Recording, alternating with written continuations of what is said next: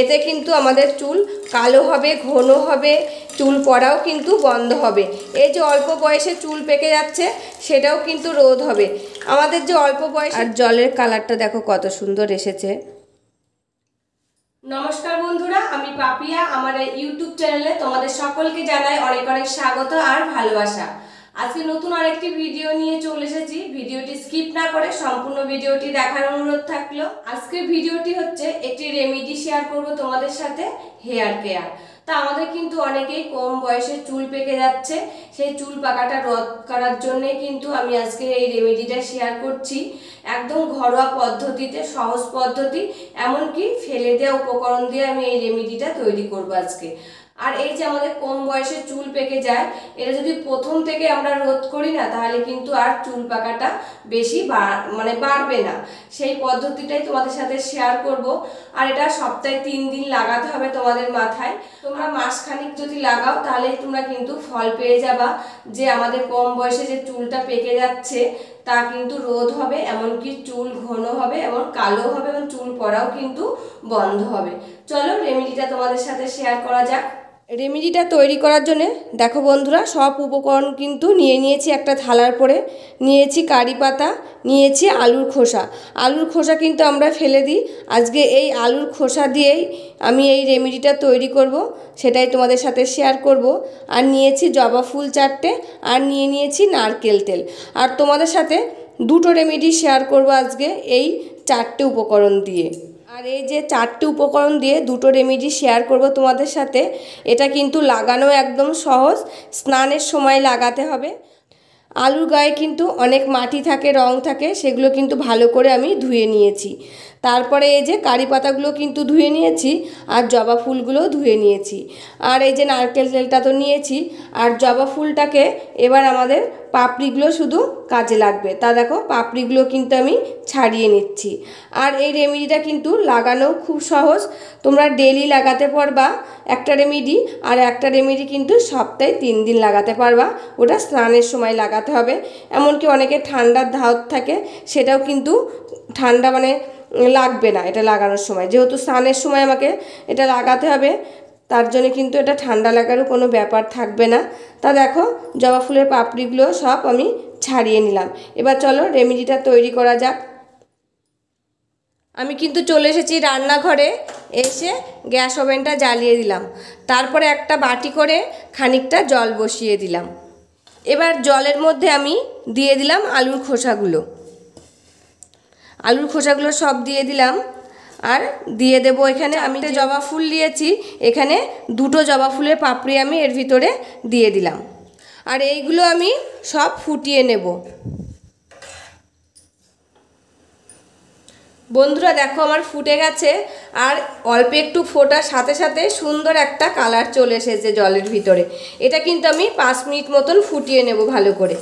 তা দেখো কত সুন্দর একটা কালার এসছে। এখনই যদি 5 মিনিট ফোটে তাহলে কিন্তু আরও সুন্দর একটা কালার চলে আসবে।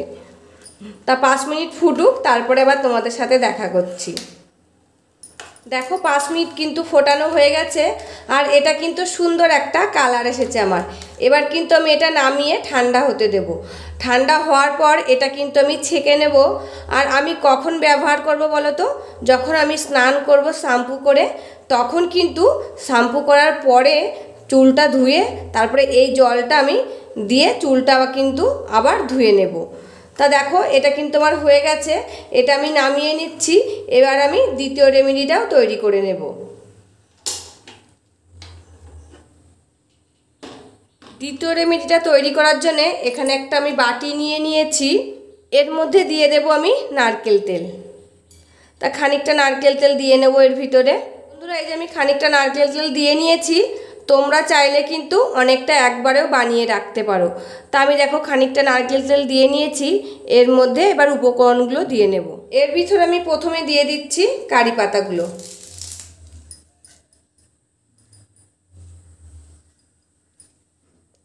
তারপরে এই যে জবা ফুলের পাপড়িগুলো দিয়ে দিচ্ছি। এবার কিন্তু আমি গ্যাসটা জ্বালিয়ে দেব। গ্যাসটা কিন্তু আমি জ্বালিয়ে দিয়েছি। আর গ্যাসটা কিন্তু আমি একেবারে জোর দিয়ে দেব না, গ্যাসটা কিন্তু আস্তে দেব। আস্তে দিয়েই কিন্তু আমি তেলটা ফুটিয়ে নেব।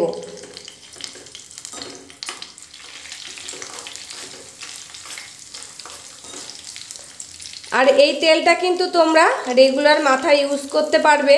আর এই যে পাপড়িগুলো দিয়েছি জবা ফুলের, আর এই যে কারি পাতাটা দিয়েছি, এই কারি পাতার পাপড়িগুলো কিন্তু তেলের মধ্যে থেকে ফেলা লাগবে না, তেলের ভিতরেই কিন্তু থাকবে। আর তোমরা চাইলে কিন্তু অনেকটা করে একটা বোতলে করে রেখে দিতে পারো, অনেক দিন থাকবে তাতে কিন্তু। আর এই তেলটা রোজ তোমরা কিন্তু ইউজ করতে পারবে, এতে কিন্তু আমাদের চুল কালো হবে, ঘন হবে, চুল পড়াও কিন্তু বন্ধ হবে। এই যে অল্প বয়সে চুল পেকে যাচ্ছে সেটাও কিন্তু রোধ হবে। আমাদের যে অল্প বয়সে চুল পেকে যায় সেটা যদি অল্প থাকতে আমরা রোধ করার চেষ্টা করি না, তাহলে কিন্তু বেশি পরিমাণে আমাদের চুল পাকবে না। তা দেখো কি সুন্দর মচমচের মতন ভাজা হয়ে গেছে, আর কিন্তু একটা আলাদা সেন্ট বার হচ্ছে এই যে কারি পাতার। আর আমি এখানে নারকেল তেল নিয়েছি, তোমরা চাইলে কিন্তু সর্ষের তেলেও বানাতে পারো। আগেকার দিনে আমার ঠাকুমাদের দেখেছি আমি কিন্তু সর্ষের তেল মাথায় দিতে, সর্ষের তেল মাথায় দিলে নাকি চুল কালো হয়, এমনকি চুল কিন্তু পড়েও না। তার সর্ষের তেলের কিন্তু অনেক গুণ আছে। আর যদি ঘরে সর্ষের তেল হয়, ঘরে মানে ঘানিটা ভাঙানো সর্ষের তেল হয়, তাহলে কিন্তু কোনো কথাই নেই, ওই তেল যদি মাথায় দেওয়া যায় তাতেও কিন্তু চুল ঘন এবং কালো হয়।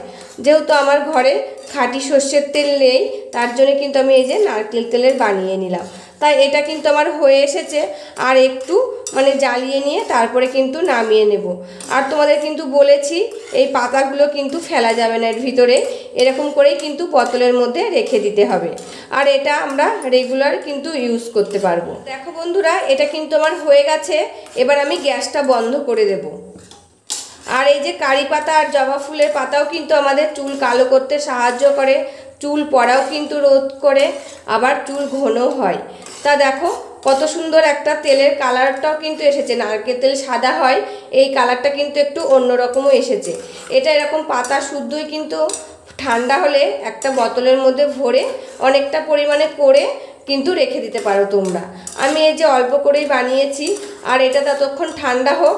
আমি কিন্তু দুটো উপকরণই তোমাদের সঙ্গে শেয়ার করব আমি নিজে মাথায় ইউজ করে। তাই এটা ঠান্ডা হোক আর জলটাও ঠান্ডা হোক, তারপরে আমি আবার ফিরে আসি। বন্ধুরা, জলটা আমার ঠান্ডা হয়ে গেছে, এবার আমি জলটা ছেঁকে নিচ্ছি। দেখো একটা বাটির ভিতরে ছেঁকে নিচ্ছি, আর জলের কালারটা দেখো কত সুন্দর এসেছে।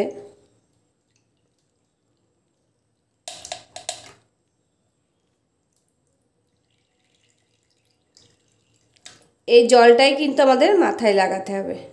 বন্ধুরা, জলটা তো ছেঁকে নিয়েছি, এবার চলো আমি কিভাবে এটা মাথায় লাগাবো সেটাই তোমাদের সাথে শেয়ার করি।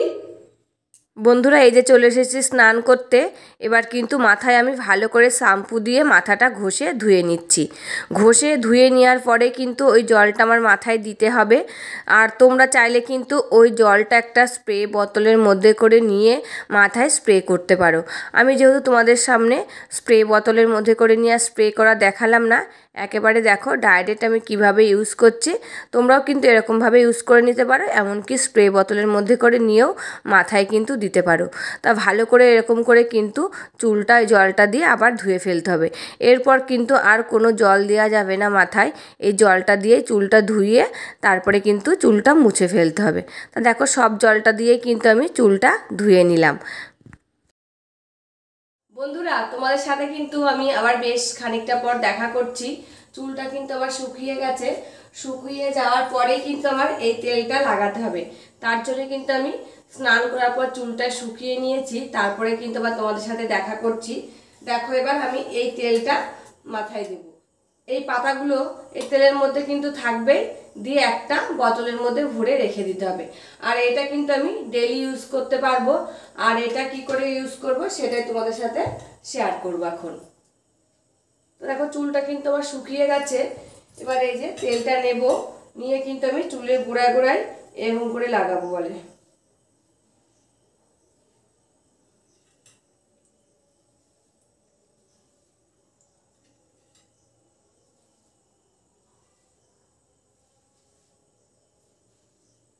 দেখবে বন্ধুরা, খুব ভালো কিন্তু ফল পাওয়া যাবে। এরকম করে তেলটা চুলের গোড়ায় ভালো করে মাসাজ করে করে কিন্তু লাগাতে হবে। আর কেউ যদি একজন লাগিয়ে দেয় চুলের গোড়ায় গোড়ায়, তাতে কিন্তু খুব ভালো হবে।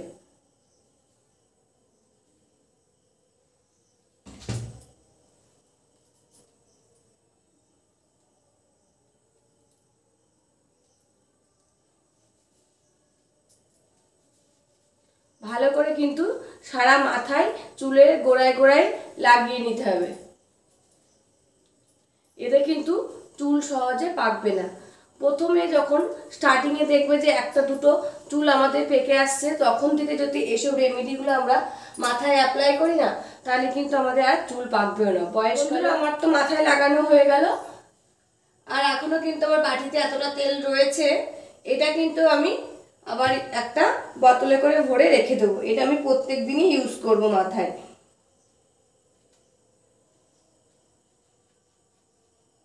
আর দেখবে আমাদের সিঁথির গোড়ায় কিন্তু আগে বেশি চুল পাকে, তা সবসময় কিন্তু এরকম করে এই গোড়াগুলোই দেওয়ার চেষ্টা করবে তোমরা। সামনে সবারই প্রথমে আমাদের এদের সিঁথির গোড়ায় সামনের চুলগুলো কিন্তু পাকে। তবে বন্ধুরা, ভিডিওটা আজকে এখানে শেষ করছি। আবার দেখা হবে নতুন একটি ভিডিওর সাথে। ততক্ষণে তোমরা ভালো থাকবে, সুস্থ থাকবে আর সাবধানে থাকবে। পরিবারের সকলকে ভালো রাখবে। আর আমার ভিডিওগুলি যদি ভালো লাগে একটা লাইক, কমেন্ট, শেয়ার ও সাবস্ক্রাইব করে আমার পাশে থাকবে।